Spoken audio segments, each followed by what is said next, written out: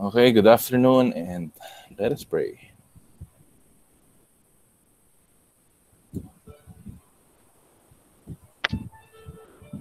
Panginoon, maraming salamat po sa ibinigay upang kami ay matuto. Salamat sa pagpapatuloy namin ang aming pag-aaral sa kabila ng mga pagbabagong dulot na kinakaharap naming panahon. Gabayan ninyo kami lahat na mag-aaral upang malinaw ang aming isipan at maunawaan ng lubos ang anumang leksyon na itinuturo sa amin. Gabayan din naman ninyo ang ating mga guro na patuloy at walang sawang nagbibigay inspirasyon at gumagabay sa amin sa kabila ng kinakaharap namin. Sa iyo ang kaluwalhatian at aming pagsamba, Panginoon namin Diyos, sa pangalan ng iyong anak na aming pagligtas. Amen. Sige. Muli, magandang hapon sa inyong lahat. At sa mga naka-open po ang microphone, paki-turn off ang microphone. Ang camera lang po ang inyong i-turn on.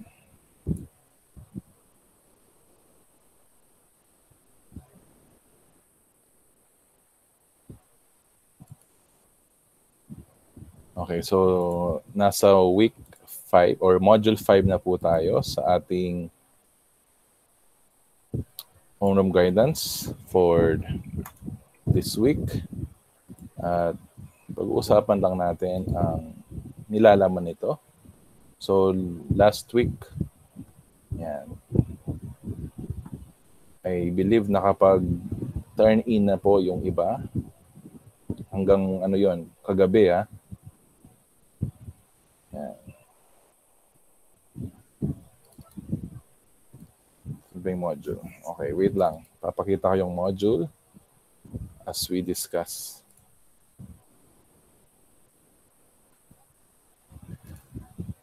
Yan.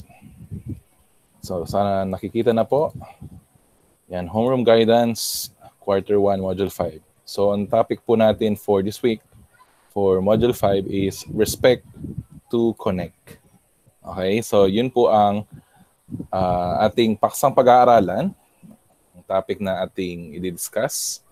At syempre, kaugnay dyan, meron kayong mga activity, mga reflection na gagawin.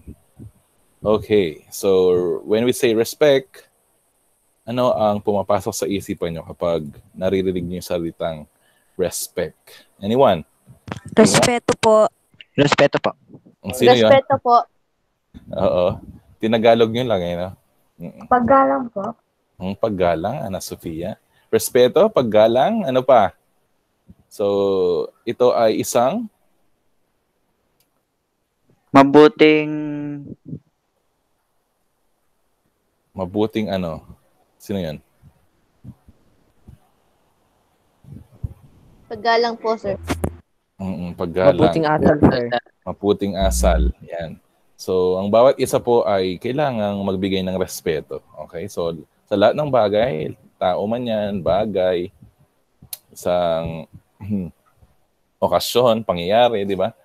Yan, maaari tayong magbigay ng respeto. Yan. So, ang respeto po ay isang napakalawak na usapin.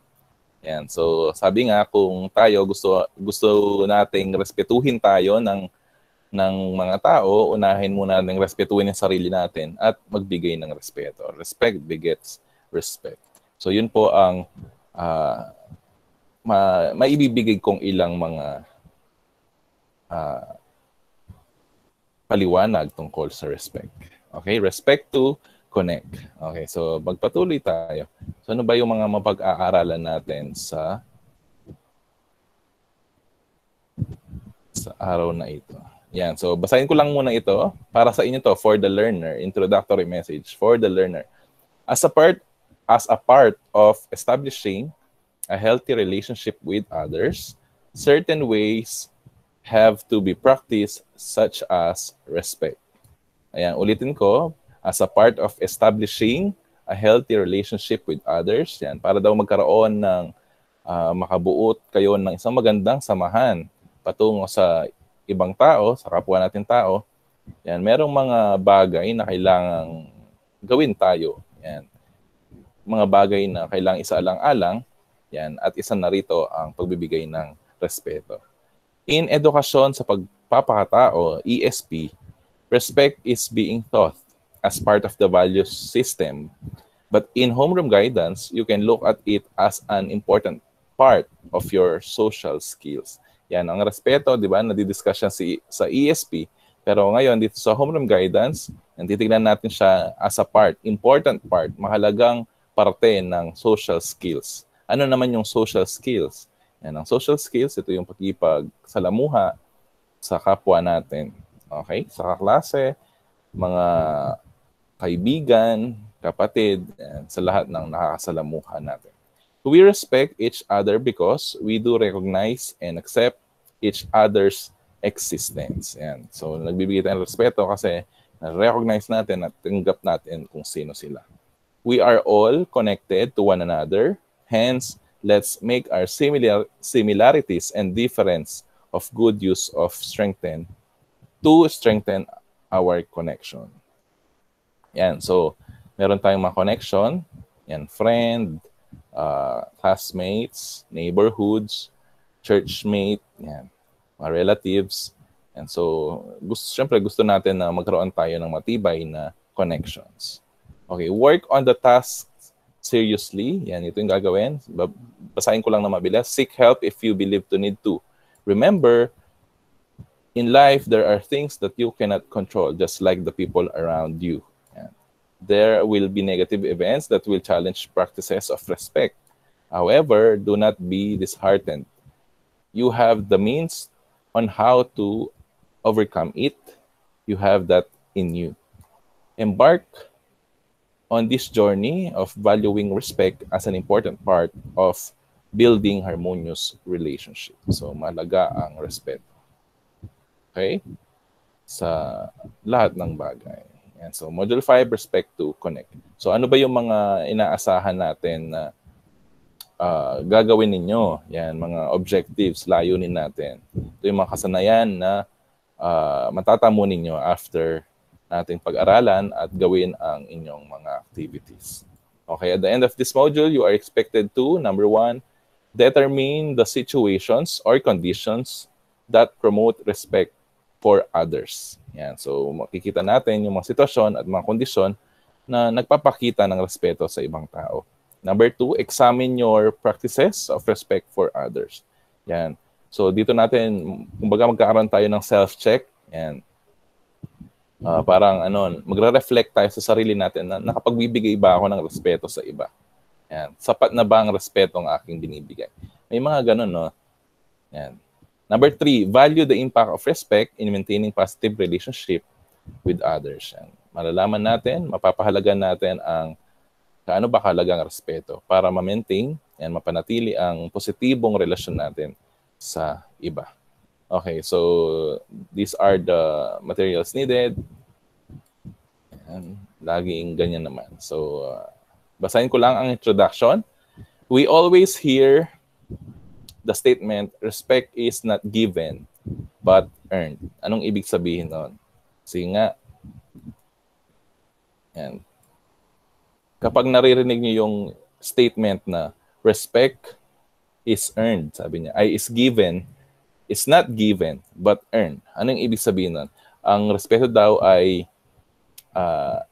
hindi siya nakukuha, hindi siya binibigay basta-basta, pero ito ay na-earn o kumbaga natatamo siya automatically. Sir. Okay, sino gusto sagot? Ryan. Pasok, Sir. Ryan. Kung gusto mo pong irespeto ka ng iba, respeto mo rin sila.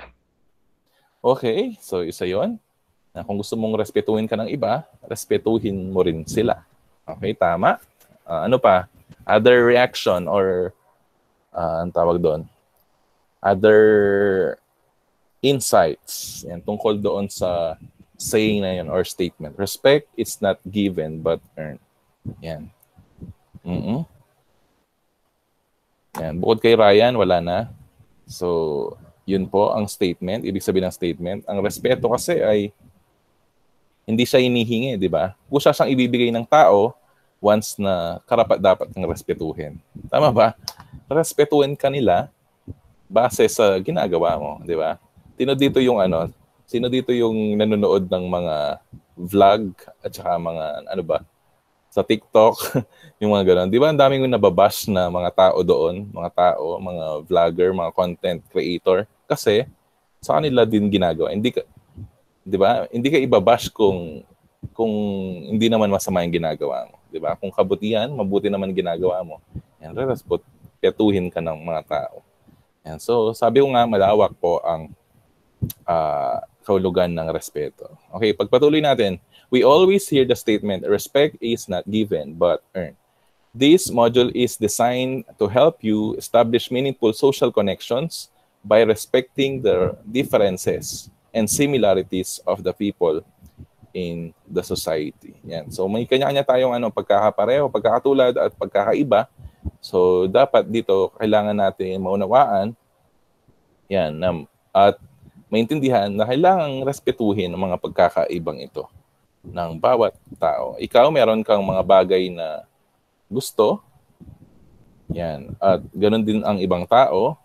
At meron kang sariling pagpapasya, meron kang sariling, ang tawag dito, desisyon. Yan. May paraan ka ng pagsasalita, paraan ka ng pananamit. 'Di ba? May kanya-kanya tayong mga pamamaraan. So, kailangan respetuhin natin ang ibang tao ayon sa choices din nila. Okay, recognizing the unique beliefs. Yan. When we say unique kasi, ang tao talaga magkakaiba yan. Kahit sabihin mo, pati kambal pa, di ba? Kahit magkamukha man yan, pareho sila ng birthday, kambal sila. Pero magkaiba pa rin ang kanilang personality. Yan. So, wala talagang exact na magkakapareho sa mga tao. So, dapat recognize natin na ang bawat isa ay may kanya-kanyang paniniwala, beliefs, yan, cultures. Yan. When we say culture, ito yung kultura sa bahay, diba? O kultura sa ibang lugar, yan, kung ano yung kinalakihan nila, diba? So yan, hindi tayo pare-pareho. And values, yan, pagpapahalaga of different individuals, groups, and communities is an effective way to deal with the diversity of people. Ang tao kasi magkakaiba talaga yan. Okay? So, kailangan respetuhin natin ang pagkakaibang yun. Respect means, ano bang ibig sabihin ng respect? Respect means honoring yan, a person's existence. Okay? Yan, anong ibig sabihin ng honoring a person's existence? Once ang tao yan, nandyan yan, pinanganak yan, yan. So, pare-pareho tayong buhay, yan, pare-pareho tayong tao, nilalang likha ng Diyos. So, kailangan irespeto natin. The mere fact na tao yan, kailangan mong respetuhin siya. Okay? So, kung ayaw mo yung ginagawa niya, iwasan mo na lang siya. Yan. Kung, di ba, bigay mo na lang yung nararapat para sa kanya. And accepting his or her characteristics without any judgment, regardless if they are similar or different from us. Yan. May mga tao kasi na, yun, dahil iba siya sa kanila, so ayaw na nila sa kanya. Yan. So dapat, bigay pa rin natin respeto, kahit anuman yung kanyang characteristics. Yan. Kahit kapareho or hindi kapareho ng sa iyo. Okay? Accepting his or her characteristics without any judgment, regardless if they are similar or different from us. Okay, the lesson in this module will help you recognize the different ways and situations on how to show respect to other people. Amply, this module will let you value the impact of respect, especially in maintaining good relationship and connection with the people around you. Yan. So, ako, personally, yan, as a teacher, nare-respeto ko kayo. Yan, yung mga estudyante. Ilan ba kayo sa klase? Sa 9 Ruby, 33 kayo. So, may iba-iba kayong personality. Yan, iba-iba kayo ng pakikitungo sa bawat isa. Yan, nire-respeto ko yon. Yan, di ba? Nire-respeto ko na yung iba mabilis sila magtrabaho, yung iba medyo may kabagalan. Nire-respeto ko yon, di ba? Tinatanggap ko pa rin naman kahit medyo late na. So, siguro, ang part ko lang siguro na mag-remind, yan, magbigay ng paalala sa inyo, pero as a student din, kailangan respetuhin nyo din ang trabaho ng mga teachers ninyo. So, when we say, kumbaga, kung napagsasabihan kayo, nare-remind kayo, nakakall yung attention nyo, dapat unawain nyo, respetuhin nyo yung authority namin dahil yun yung trabaho namin, di ba? Okay? Kaya nagre-remind kami at nagko-call kami ng attention sa inyo. And so, respect begets respect. Okay. When you are able to show respect on the diversities and rights of the people around you, you will then have a harmonious relationship with them. Yan. Kasi ang respeto siya yung makakapagsabi yan, kung gaano kaganda ang samahan ng isang grupo. Okay? So, respect everyone, regardless dun sa kanyang culture, sa kanyang belief, sa pananamit, itsura, ano pa ba? Sa lahat ng aspeto. Okay? Respeto mo siya.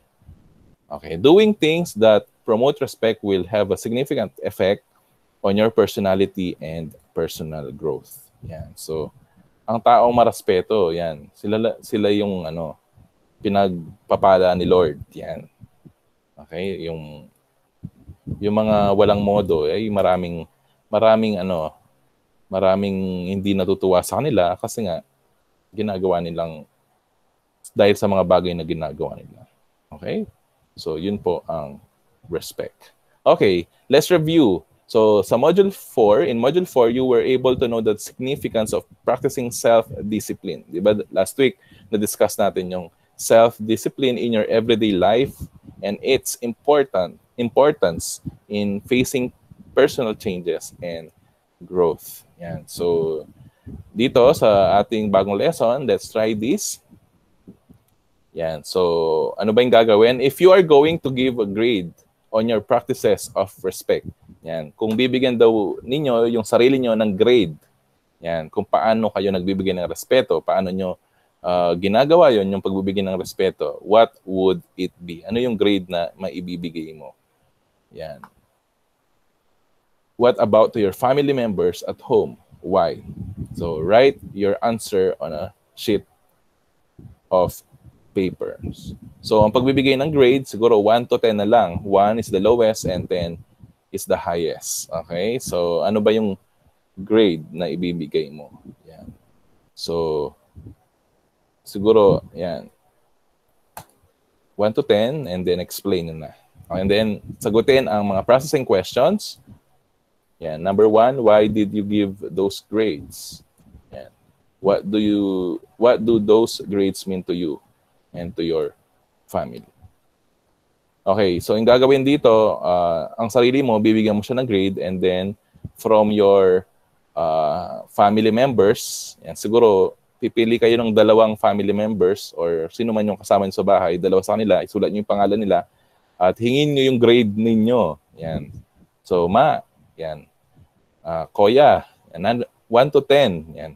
Ano yung grade ko when it comes to giving respect or practices of respect?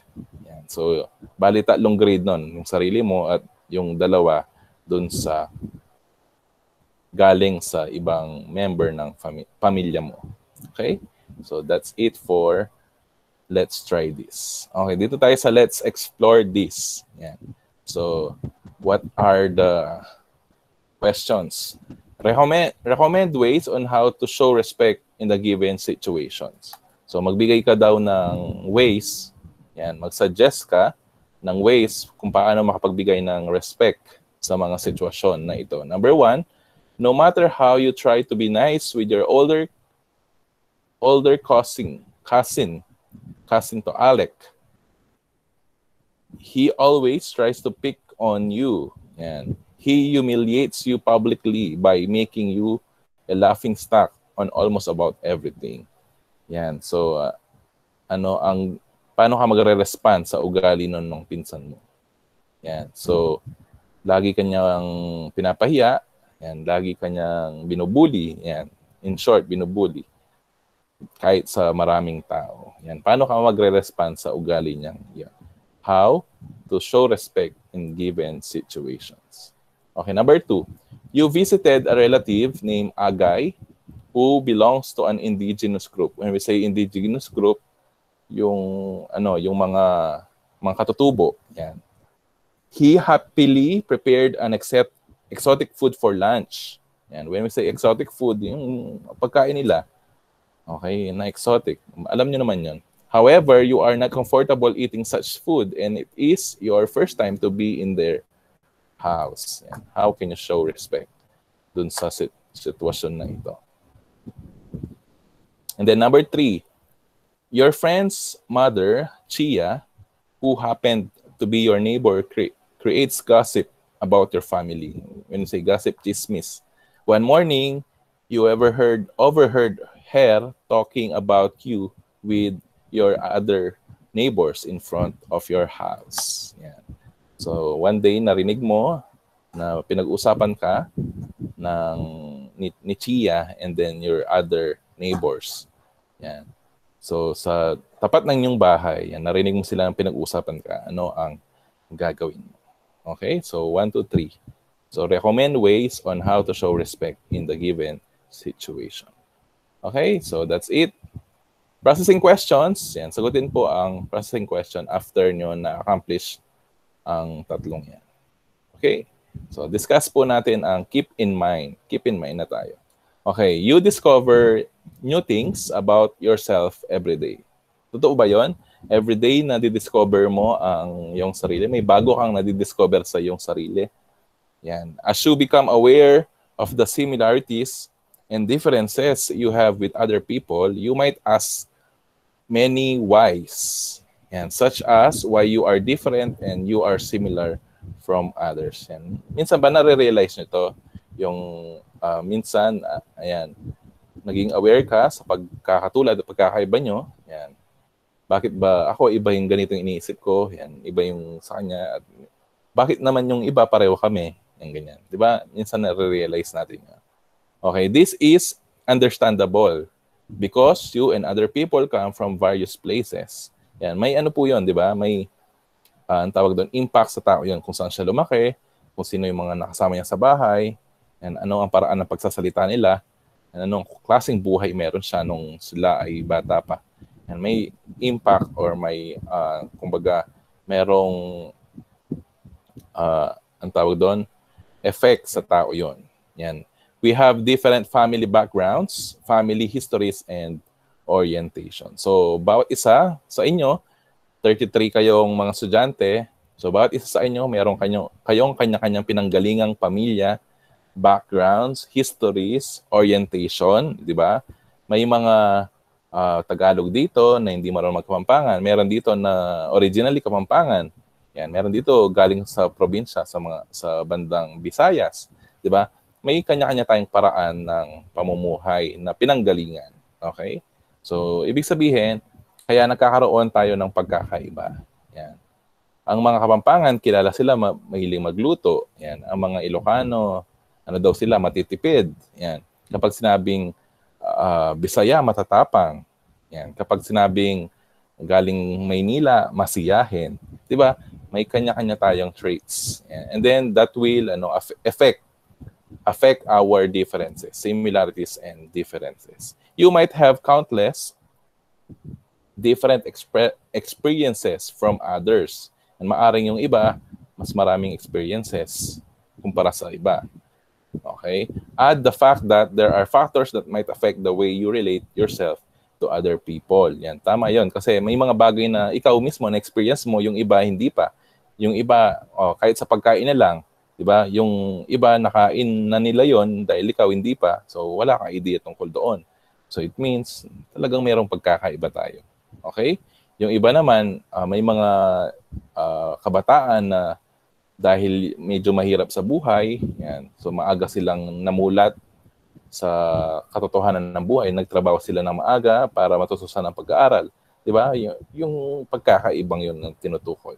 So take note, though, that you can always improve the way you relate to other people through effective communication and by genuinely respecting their beliefs, cultures, and values. Yan. So as we talk to other people, as we encounter them dun sa kanilang buhay. So kailangan na irespeto natin ang mga paniniwala, kultura at pagpapahalagahan nila. Okay? There are numerous ways to respect others effectively. It is a social skill that we must enhance at all times. So lahat ng bagay, yung pagrespeto ay kinakailangan at all times, hindi lang kapag gusto mo, di ba? So dapat respetuhan ang bawat isa. Being a grade 9 learner, it is normal to be conscious about expressing yourself without disrespecting others. Dapat ngayon sa edad nyo, alam nyo na yon. Kung ang sasabihin nyo ay makakapagbigay ng, kumbaga, masasaktan ang tao, okay, wag mo nang ituloy or yung gagawin mo, di ba? At bago mo sabihin, isipin mo munang mabuti.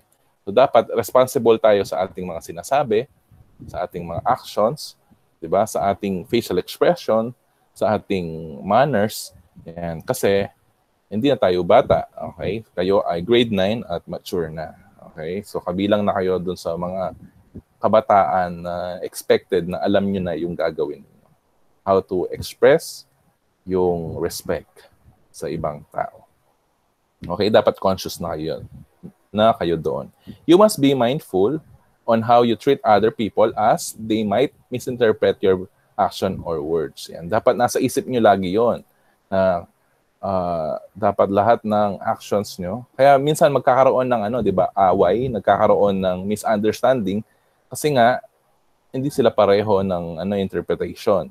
Yung iba, di ba, nagkatitigan lang sila, yan, nakala nila na yon, di ba, may kahulugan na para sa kanila yon. Pero nabalo talaga palang makantayang maglalawi, di ba? So before we assume, kailangan siguraduhin muna natin yung ina-assume natin. Okay? Minsan, hindi naman pala ikaw yung pinag-uusapan, pero narinig mo, nasaktan ka, at kala mo ikaw yon. Kaya nagkakaroon minsan ng away. Ano pa ba? Minsan, akala mo, ikaw ang tinutukoy, pero hindi naman pala. So, kailangan, yung respeto kasi yan, kakibat nung pagbibigay ng pag-unawa. As you go along with the journey of life, you must also have a wider respect and acceptance for others. Yan. So, anong ibig sabihin nun? Habang tumatanda daw tayo, habang nagkakaedad, kailangan lalo din lumalawak ang ating pag-unawa at pagtanggap sa ibang tao. Yan. So, tanggapin mo sila. Kahit Jejemon la, kahit nanula pa ngaus din. Kahit pabebela pa. Yeah. Kahit din classmate mo. Di ba? So, yan, respect begets respect. Yan. Di ba yung mga kapatid nyo na lang mismo, di ba? Hindi kayo pare-pareho ng ugali. Kaya merong mga kapatid na naiinis ka sa isa mong kapatid kasi sa pinanggagawa ang kukulit niya. Di ba? So, i-accept mo na. I-accept mo siya. Okay? Kasi kapag nagkakaroon ng respeto ang bawat isa, yan, magiging maganda ang tawag doon, pagsasamahan. Okay, last part. Respect and acceptance are lifelong processes that you must always take on a positive note. Yan. So, habang buhay tayo, di baling tayo na ang magbigay ng respeto. Okay? Yan. So, sa lahat ng bagay, magbigay ng respeto. Okay, next. Respect for others is an essential way to maintain good relationships with the people around you. Yan. Diba, ang sarap naman kung talagang sa buhay wala kang nakakaaway. Diba? Ang sarap sa pakiramdam na walang nagagalit sa iyo kasi nirerespeto mo lahat sila. Diba? So yun yung ibig sabihin nun. Para magkaroon ng good relationship, yan, kailangan magbigay ka ng respeto. Okay ba? Kahit socially, kahit dito lang sa online, yan. So mararamdaman mo naman kung sino talaga yung nagbibigay ng respeto. Okay, so yun po ang kahalagan ng respeto. Okay, paano ka makakatulog kung alam mong may nagagalit sa iyo? Yan, paano ka magiging masaya kung alam mong marami ang may ayaw sa iyo dahil sa ugali mo, 'di ba? So kailangan para hindi sila magalit sa iyo, yan, hindi sila mainis sa iyo, hindi sila magkaroon ng negative feeling sa iyo. Kailangan respetuhin ang bawat isa. It is the foundation of your connection to others. The same way that others or other people's foundation in having an effective connection with you too. Yan. So, Yun yung kailangan, respeto. Now, the entire world is facing a pandemic. Respect is even more essential. Mas kailangan daw ang essential sa panahon na ito and powerful. We respect by practicing physical distancing and wearing face mask in public, di ba? Ang pagsusuot pala ng face mask and face shield ay or yung pagkakaroon ng physical distancing ay respeto. Okay? We show our respect by being a good citizen, okay? Isang mabuting mamamayan ng Pilipinas and following the prescribed rules and regulations set by our government to stop the transmission of the virus. Yan. Ang pagsunod sa batas, mga protocols ay respect yan. Respeto sa batas. Okay? Respeto sa mga may katungkulan sa barangay. Respeto sa mga nakakatanda sa atin kapag pinagbabawalan tayong lumabas. Yan, respeto po yan. Pero ngayon nata yung 15 years old pataas, pwede na. Kung 15 ka na, so at least pwede ka nang lumabas. We have learned to respect other people's personal space even more. To add, we show respect nowadays by not only being considerate to others, but by taking care of ourselves so that in our own way, we become valuable warriors against this virus. Yan. Another form of timely respect that we can manifest now is the non-discrimination of people who were afflicted by the virus. Yan. Respeto pa rin, no? Kahit yung mga na naging positive. Okay? When we do not stigmatize the people affected by this virus or their families, we show not only respect but compassion to others. Kasi, di ba, ayaw naman nila din yun na mahawa sila ng virus. Meron ba kayong loved ones, mga neighborhoods, mga malalapit sa inyo na affected ng virus? And so, dapat mas lalo mo silang bigyan ng respeto at compassion, maging concern sa kanila kasi kailangan nila yon, di ba? Na-stress na nga sila sa pinagdaanan nila tapos makakadagdag ka pa. So, napakaganda po ng pagbibigay ng respeto. With all of this, may we not forget the showing respect means. Ano ba yung pag-show ng respect? Yan, R-E-S-P-E-C-T. Yan, letter R, regarding and treating. Yan. So, when we say regarding and treating, yan, so paano makitungo? Yan. So, ano ang kahulugan ng respect regarding and treating everybody. Yan. So, paano mo sila i-treat? Yan. Paano sila, ang tawag doon, tanggapin? Paano sila kausapin? Paano ka makitungo sa kanila? Yan.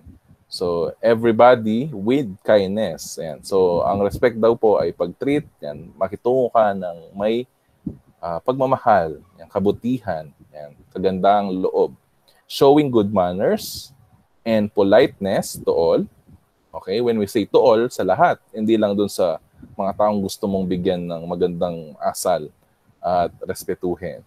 Okay, exhibiting equal courtesy as well as civility and consideration. Okay, to all and then equal, pantay-pantay. Okay, civility and consideration and thriving with tact and thoughtful attitude. Okay, so kailangan with compassion tayo. Okay, so at the end of the day, so si Lord, yan, ang Diyos ang nakakakita ng ginagawa natin. Kahit tayo, binabastos man nila tayo or hindi tayo nire-respeto ng iba, pero ano ba dapat igaganti natin sa kanila? Yan, so kapag binato ko ng bato, batuhin mo sila ng tinapay. At the end of the day, hindi ikaw, hindi ang tao, ang nakakita lang yan. So ang Diyos ang nakakita. So, maniwala kayo kung ano ang tinanim natin, yun yung aanihin natin. Kung nagtanim ka ng respeto, aani ka din ng respeto. Okay? So, next activity, you can do it. You can do it. And be a singer or a poet for respect. Yan. So, parang sa Filipino lang, gagawa ka ng isang awitin or isang tula. With what you have learned from our activities and discussion, we will further enhance your ideas. For your next activity, you are going to make a short poem or song. Okay? Gagawa ka ng isang poem or song that will showcase respect for others and its importance in having good relationships with other people. Siguro dahil written naman 'yan, hindi ko na papagawang song sa inyo, hindi ko na papalagyan ng tono. So poem na lang ang gagawin. So poem siya na kumbaga mag-explain ano ba yung natutunan mo sa pinag-aralan natin about respect. Write it on a clean sheet of paper or bond paper. Yung answer sheet ninyo. Okay? So, ano ba ang nilalaman ng tula? So, syempre may title yan at bigyan nyo ng 4 na taludtod at 2 saknong. Okay? So, 2 saknong na naglalaman ng 4 na taludtod sa bawat saknong. Pwedeng malaya or pwedeng may sukat at tugma. Yan. Ito yung paraan ng pagbibigay ng grade. And then, yan. So, sagutin na lang yung mga reflection na ito after that. After going through the previous activity, how do you intend to improve your practices of respect? Right? At least 3 ways. Yan. So, sagutin na lang po yung mga yan after. Share your thoughts and feelings. Yan. We are accustomed to show respect to other people, especially to those who are older than us. Yan. So, tayo daw ay meron tayong responsibility. Yan. Meron tayong, kumbaga, lahat ay ini-encourage na magbigay ng respeto sa lahat ng tao at higit sa lahat sa mga nakakatanda sa atin. Look at the following picture. What if the ones we need to show respect for are the people who are much younger than us? Answer the given questions on a clean sheet of paper or bond paper. Yan. So, answerin lang yan. Answeran lang ang question. And then, yan. That's it.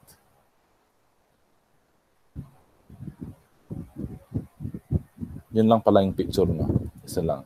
Yan. What ways can we give to show respect to people younger to us? Yan. Paano ba respeto niyo mas nakakabata sa atin? Why do we need to show respect to people who are younger than us? Bakit ba kailangan magbigay ng respeto sa mga nakakabata sa atin? Okay, and that's the last activity. Okay, so yun po ang inyong isa sa katuparan para sa Module 5 ng Homeroom Guidance, Respect to Connect. Okay, that's it. So, is there any question sa ating Wala po. usapan? Wala agad, Ryan? Sure ka? Okay, so kung walang question, nabawas tayo. Kanina 31 tayo, but ngayon 29 na lang. Okay, so paki-open po ang camera para nagkakakitaan tayo. Yan, so kung walang question, yan, you can use your time, your remaining time sa pagsagot ng inyong mga activities sa Homeroom Guidance. Kamukha ng sinabi ko kanina sa mga galing sa ibang section, yan, mag-double time kayo. Available po yung mga discussion, mga recorded discussion ng 9Ruby sa YouTube channel ko. Yan, bisitahan nyo na lang yon. Actually, kaya doon ko sila ina-upload para yan, madali nyo silang ma-access at para makapag-subscribe kayo sa akin. Yan. Hindi, kasi sa ibang section kasi yun din yung mga ginagamit ko. Kaya, that's why. Okay? So, kung wala nang question, yan, picture muna tayo. Harap sa camera na maayos. Yan. 1, 2, 3. Okay. And then, hanggang Friday, wait lang. Hindi. Sa mga kanina, yung sinabihan ko na mag-PM sa akin, yung may mga kulang sa mga activity na sa Filipino, yan, mag-comply po kayo.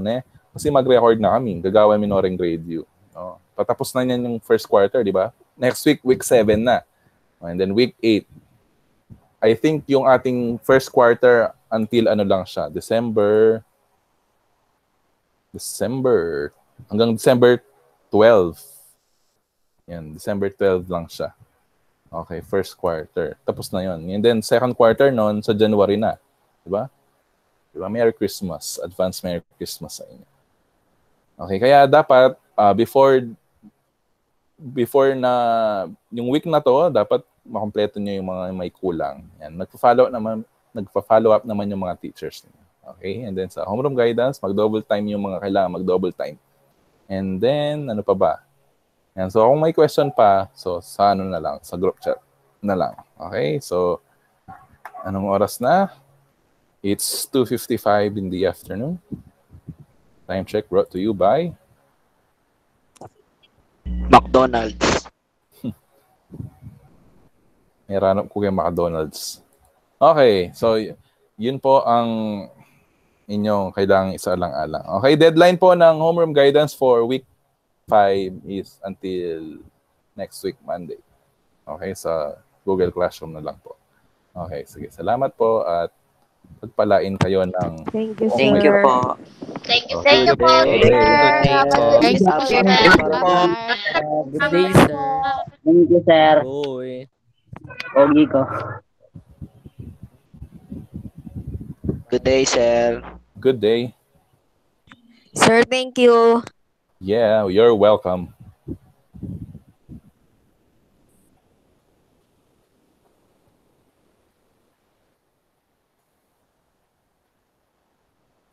Cody, mag-leave ka na.